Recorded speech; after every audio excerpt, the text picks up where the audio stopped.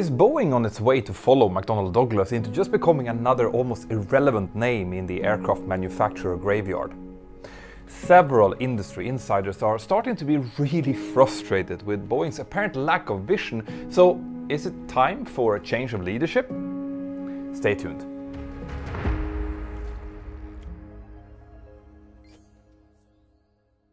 In late 2022, Boeing held an Investor Day event for the first time since before the pandemic. On that day, among other news, its current CEO, David Calhoun, stated that the company was not planning to launch any new aircraft before earliest the year 2035.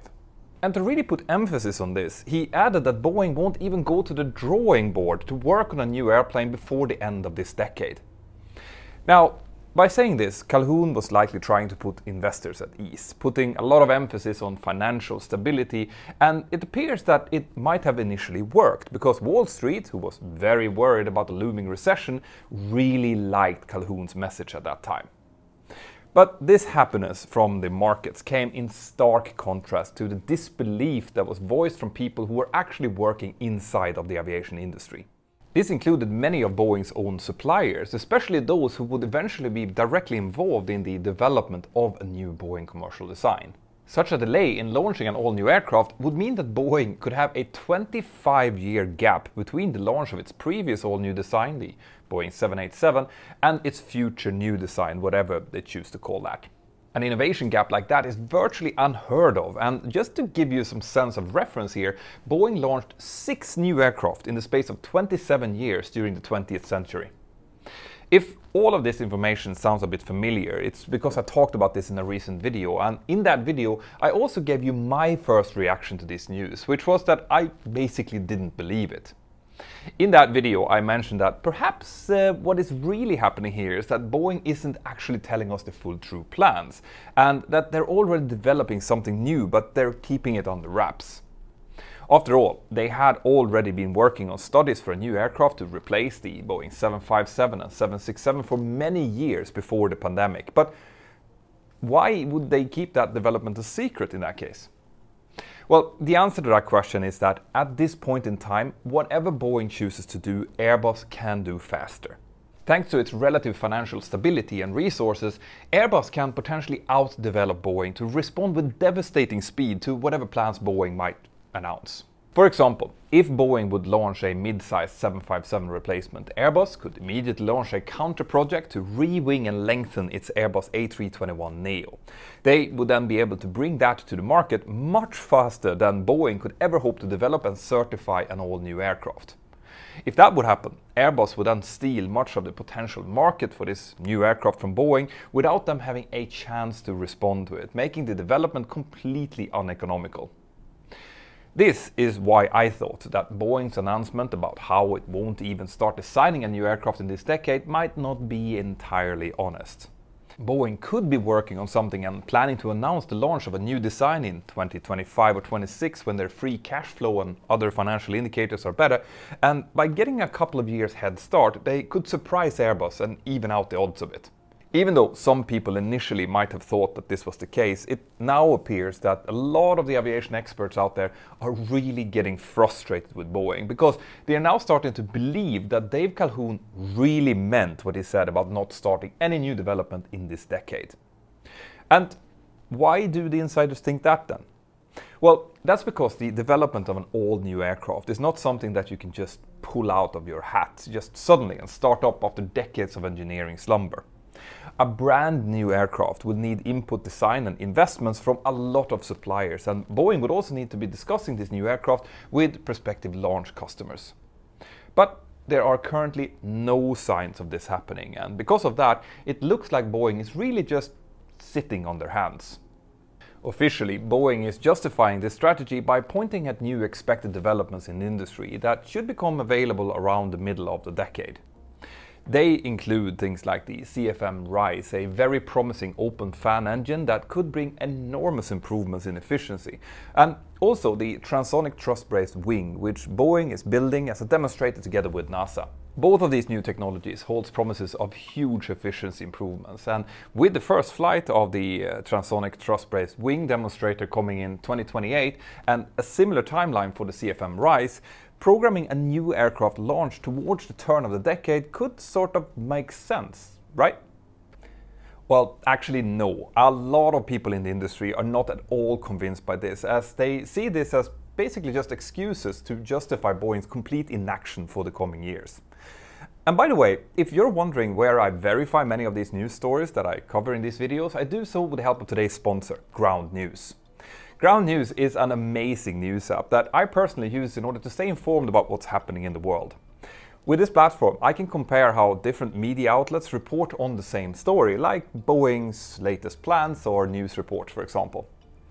Ground News has aggregated over 600 stories about Boeing in just the last 3 months, making it an excellent resource for researching aviation issues like the one that we're covering in today's story.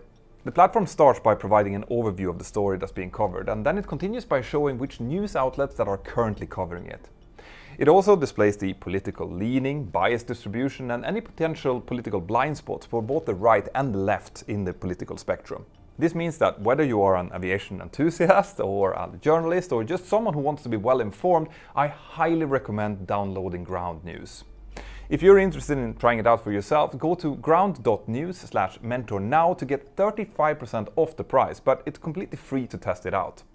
But if you choose to subscribe, your subscription will be helping this independent news platform to continue helping readers navigate a really complex media landscape. And of course, by supporting my sponsor, you're also supporting me. Thank you, Ground News. Now let's continue. Alright, so let's look at this as a question instead. If Boeing will be able to use these new developments in both engines and possibly fuselage design if they just wait a few years, then why would they try to launch something brand new before that, especially if they know that Airbus can outdevelop them with an updated A321neo? Well, the first reason is because Boeing really doesn't have a choice here. Whatever they decide to do, Boeing's gap to Airbus will only continue to grow, and that's because Airbus will, of course, also benefit from these new technological developments when they arrive. The gap between the two companies will only get worse with time, especially if Boeing is just twiddling its thumbs while Airbus grabs a bigger and bigger market share. By Boeing's own admission, Airbus could soon be holding a 60% share of the civilian airline market, meaning that they will effectively be making and selling 50% more aircraft than Boeing will. This would be really bad for Boeing, but according to many analysts, this is actually an optimistic scenario. With no new aircraft coming from Boeing, the balance could easily swing further, with Airbus taking as much as 70% market share in the coming years. But what's also really important to understand here, as Liam News have explained in a couple of their recent articles, which I've linked to down here by the way, there is already a big market for a new Boeing aircraft right now, so there's really no reason to wait. Yes, in theory, it might be possible to achieve efficiency gains near 25 or even 30% with a combination of the CFM RISE engine and the transonic truss-braced wing, but these designs will likely both need more time before they become practical to use. We don't even really know if the truss-braced wing will have enough space inside of the wing for fuel, or if it's practically possible to fold such a large part of the wings to make them fit into the existing gate infrastructure, and there are also similar questions around the CFM RISE engine.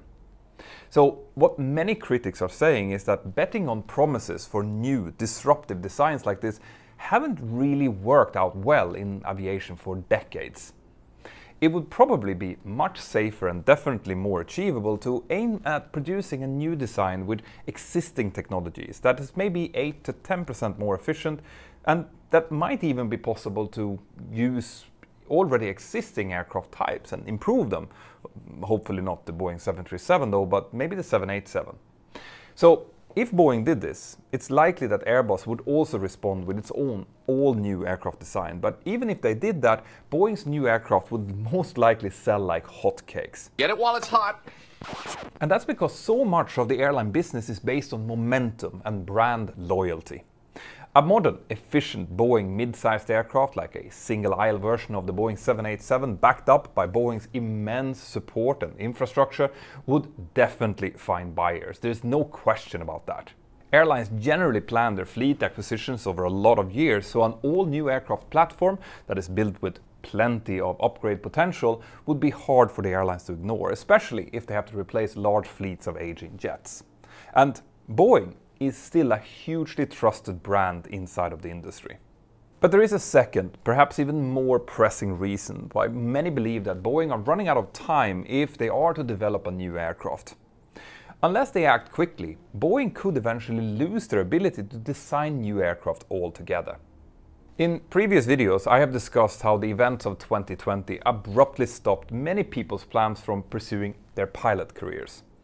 But it's worth remembering that the same is true of many aspiring engineers and other key but perhaps less visible jobs inside of the aerospace industry. And this really matters to Boeing because they spent much of last year, 2022, not only trying to retain its existing pool of experienced engineers but also try to find new ones.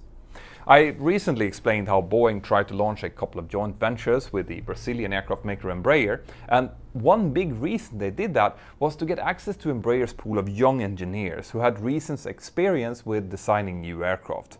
Boeing was clearly hoping to be able to use this experience and talent pool for their future plane developments.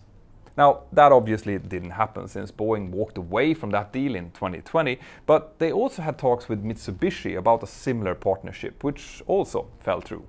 Now, the reason Boeing was in the hunt for a lot of engineers was because potentially thousands of its existing engineers were set to retire in November of 2022. This was because, for very complicated reasons to do with interest rates, pension terms and lump sum pension payouts, these engineers stood to lose money if they were remaining as employees with the company instead of retiring. And of course, that's typically the opposite of how these contracts normally work. But here Boeing had a bit of bad luck because besides Brazil and Japan, Boeing had previously thought that it could find loads of engineers in Russia. Obviously, this was one of those stories about the Russian invasion of Ukraine that only produced a footnote in the media, but it was very significant for Boeing nonetheless. Boeing had built up what it called the Moscow Design Center, which employed as many as 1,500 engineers at its prime, and this center was abruptly shut when the Russian aggression started. Boeing actually did manage to relocate some of its key engineers from there to other facilities around the world, but those relocations amounted to only about 100 engineers in total. So, with no pool of engineers coming from Brazil, Russia or elsewhere, Boeing tried everything it could to convince its existing engineers to not retire in November 2022. They tried with offering strong financial incentives, but even so, Boeing reportedly lost over 500 of its most experienced engineers, which must have been a hard blow. Boeing is currently continuing to look for new engineers, recruiting directly in Brazil and India, and they added nearly 15,000 jobs in total in 2022. That's including retirements, and in 2023 Boeing is planning to hire another 10,000 people. By the way, these aggressive hiring plans was why some of us thought that Boeing might be working on something new hidden behind closed curtains. It is important to point out here that Boeing is currently adding engineering capacity worldwide, instead of concentrating it in very few design centers like it has historically done, mostly back in the United States. Now, some of these jobs did go to Washington State, which is Boeing's traditional home. According to Dominic Gates, Boeing increased its employee count in this state by 8% last year, but there is no doubt that the manufacturer is diversifying the locations of its engineering capacity. So the question then is, can Boeing build a coherent engineering design core by using teams of engineers around the world strong enough to start making new designs? Boeing has publicly said that they're making new digital design tools that will allow them and their suppliers to bring their new designs to market in just 4 to 5 years, which, if they manage, would be much faster than they did before. But many analysts remain very skeptical about that. But there is of course the possibility that another reason behind these new design tools could be to make teams of engineers work better from different sites around the world. However, Boeing's first aircraft to test these new digital design tools is its T-7 Air Force trainer, which has already had quite a few problems during development. So, what can Boeing do then? Well, more and more voices in the industry have started to doubt the real company vision of Boeing, and that vision ultimately comes down to its leadership. Technology giants like Boeing and Airbus tend to cycle between different leadership strategies, which usually start with being entrepreneurial.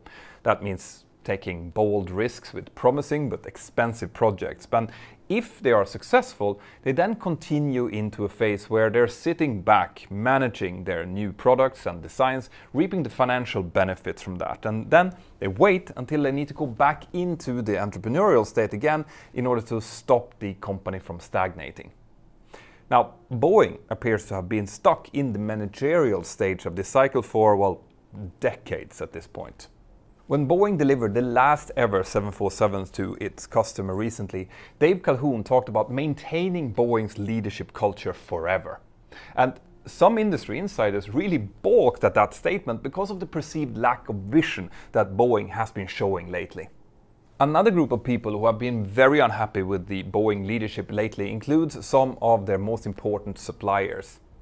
Because previously, Boeing would pay their suppliers within 30 days, which is the standard in many industries. But in recent months, this has been stretched to 60, 90, or even 120 days. Now, these type of payment deferrals are a big deal in an industry that has been hammered so hard in recent years.